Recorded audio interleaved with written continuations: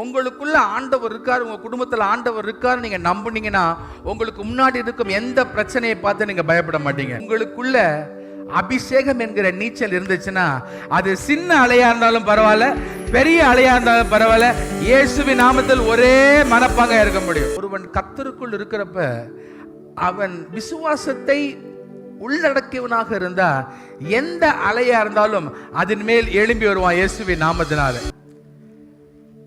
கடல் கொதித்துக் கொண்டிருக்கிறது, கப்பல் ஆடிக்கொண்டிருக்கிறது.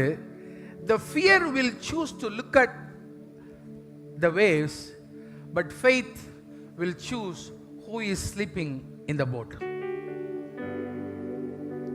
என் வாழ்க்கையில எவ்வளோ பிரச்சனை வந்தாலும் என் கண்களுக்கு முன்னாடி ஒரு பிரச்சனை எல்லாம் தலைகீழ குதிச்சா அந்த அலையை பார்க்க வைக்கிறது பிசாசு.